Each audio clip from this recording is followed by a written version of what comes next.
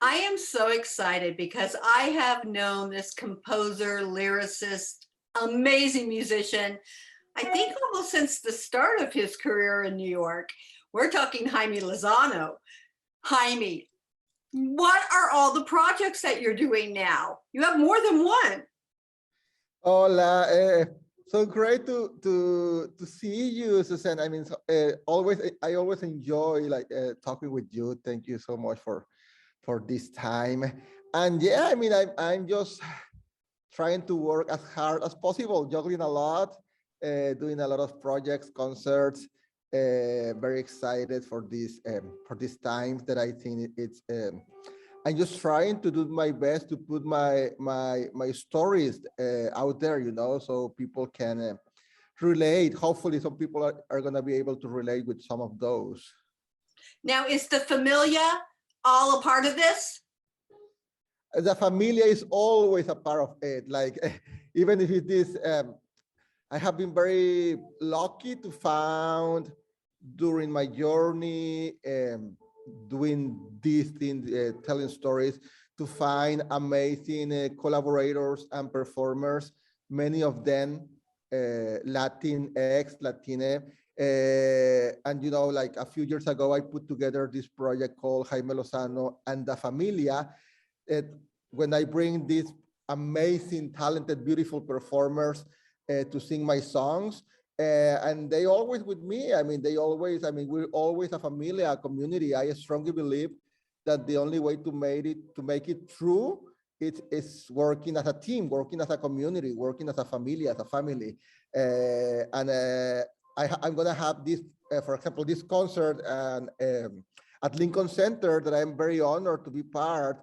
I think I'm one of the first Mexican to be invited as a musical theater composer to this very important series of concert, the American Songbook series.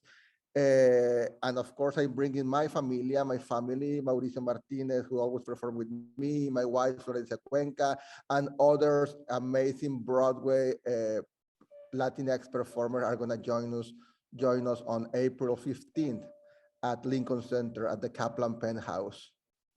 Will it be the same kind of songs that I heard at the Green Room 42?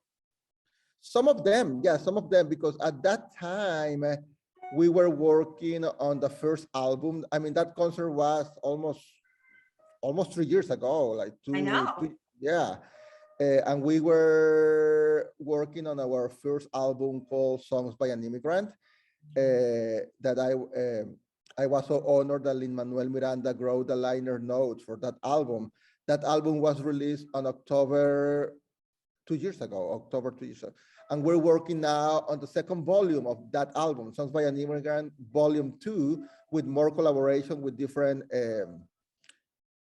like Latinx performers from all different music styles.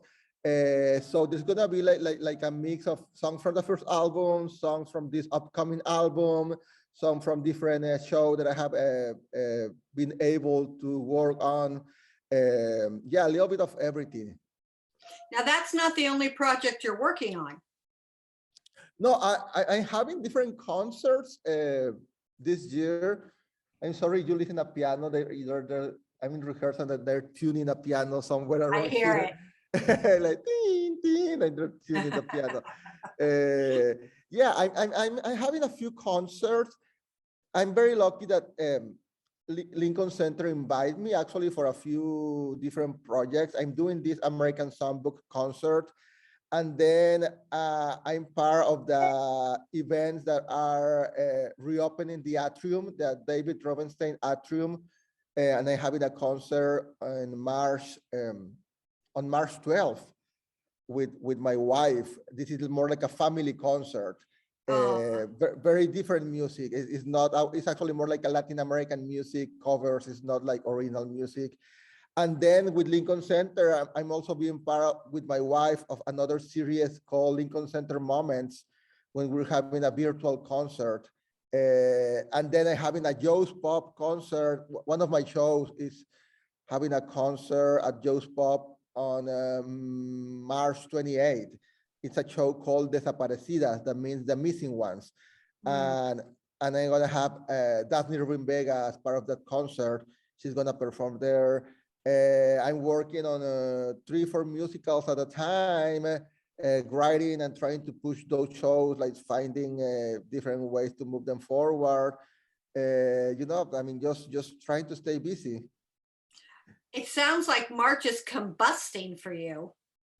Yeah, it's. I'm glad that we're busy and we're staying creative and just doing our best to tell our stories. My favorite moment of this year actually was when Tick Tick Boom and they're showing the new songwriters, and there you are. Were you thrilled to be part of that project? Yeah. I feel very honored that I'm actually right now in the building where we actually filmed that scene. Oh, really? Yeah, this is Abrams Art Center in the Lower East Side.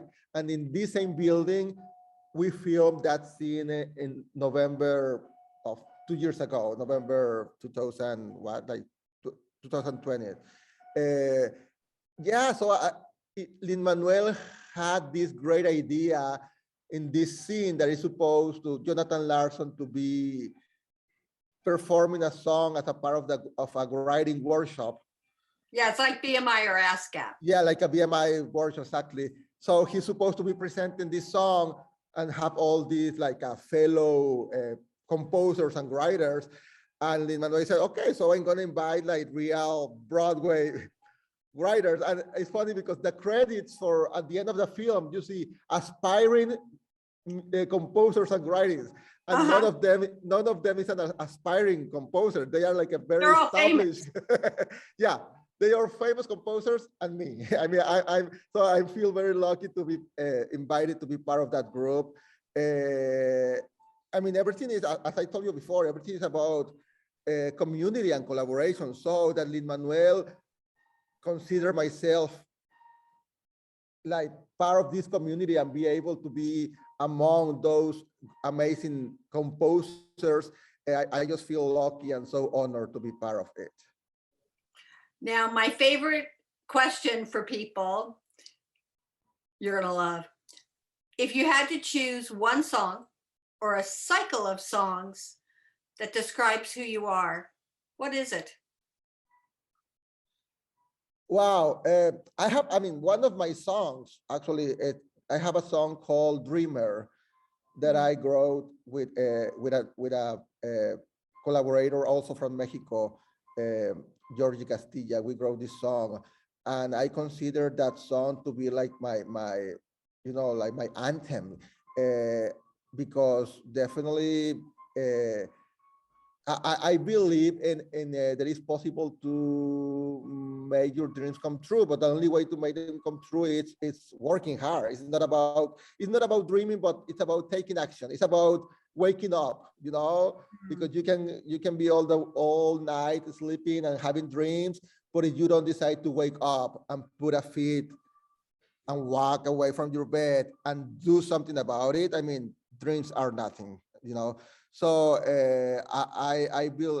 I consider myself a dreamer, but mostly more important, a doer, someone who do things, who tell story, who go out there and take action to be a better human being.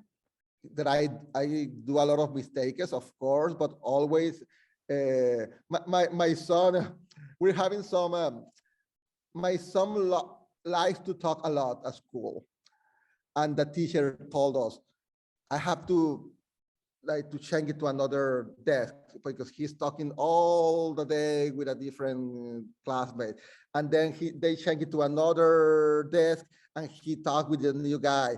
And so a couple of days ago in the morning, I asked my son, okay, Alonso, I want you to behave today, to be a nice boy. Please try, don't talk too much. And he told me, I don't know that I'm gonna try, I'm gonna do my best. And maybe it's gonna be a good day, maybe it's gonna be a bad day, but we all do mistakes. And I'm just gonna try to do my best. Everything's about just trying to do your best. And that maybe I'm gonna keep talking like he He didn't say, okay, I'm gonna do better today. I'm gonna try my best. And I just try my best every day to do a better human being, a better father, a better husband, a better friend, a better storyteller. And eventually we get somewhere, we'll get somewhere. Is this, is your son taking after you and Florenza? Is he singing? Is he musical? Yeah. He likes singing. He likes dancing. He has been doing for a few years like a ballet and tap lessons. Like this Oh, morning, I was actually talking with a piano teacher because we're thinking about like now starting like a formal piano lessons.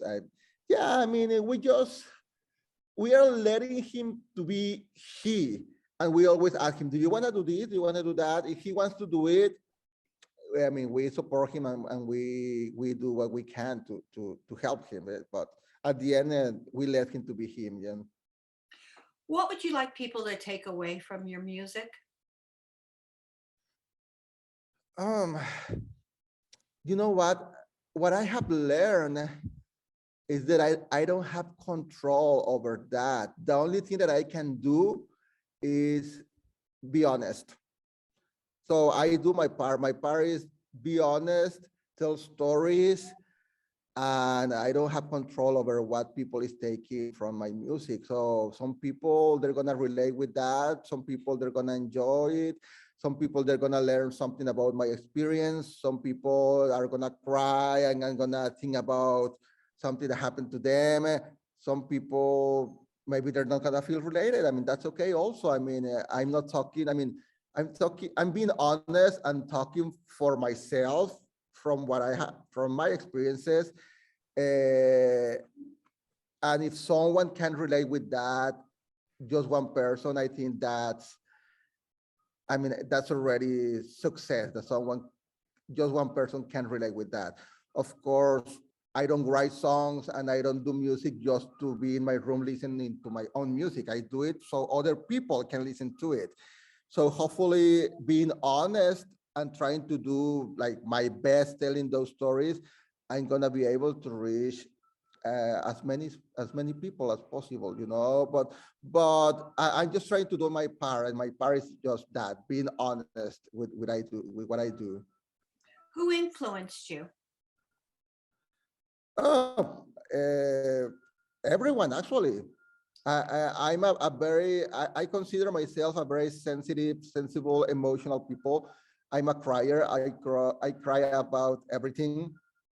If Me if too. I see the sunset, I start crying. If Me I'm too. walking on the street and I see someone playing a guitar on the street, I start crying. I mean, I cry a lot about everything. Actually, I got really concerned when I go to the theater and I don't cry because it it means that something wasn't right with that show. Everything I got inspired about everything about everyday stories. I have, of course, favorite composers like Stephen Sondheim, Lin-Manuel Miranda, Jason Robert Brown, Latin composers. My wife, who is also my collaborator, I mean, she inspires me a lot. My son, I mean, just having this conversation with you is inspiring me right now. I mean, having the chance to share with you and learn from each other. So I could say that inspiration it's everywhere, you know. And my last question, what haven't you accomplished that you would like to accomplish? I believe in process. So I could say to you, of course, I would like to have a Broadway show one day. I haven't had a Broadway show. I have had like a off Broadway shows. Which was great. Uh, yeah, that is good. But I mean, I also believe that Broadway is not everything. I mean, so I'm No. just focusing on the process, on being better, telling stories, and those and reaching people and putting myself out there. As I told you before, being honest, trying to collaborate with others, being open, and I'm gonna get to the place that I'm supposed to get. If that means Broadway, So I'll be on Broadway one day. If that means a world tour, if that means many albums, concert. I don't know what is that, but I'm just like focused on my process, on the journey, and hoping that I'm gonna get to the place that I'm supposed to be.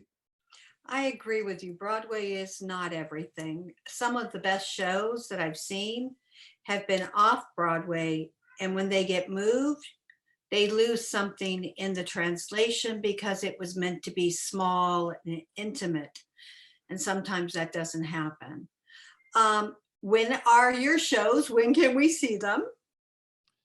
Okay, so we're having this concert at Lincoln Center, American Songbook Series, Jaime Lozano, Songs by an Immigrant, on April 15th. I have Desaparecidas concert on Joe's Pop on March 28th. I having this family concert with my wife that we call the concert the Spanglish Dream on March 12th at David Rubenstein Atrium, also at Lincoln Center. And hopefully I can see you on one of them. I will definitely be at one of them. I love your music, as you know. Thank you, and Right to thanks the heart. always for your love. Thank you, thanks for your love and your support, and for helping us to amplify our voices, our stories, and helping us to spread the word about where we are working on. Well, as always, it was a pleasure. We were with Jaime Lozano. My pleasure. See you soon. Thank you for your time, All right. Suzanne.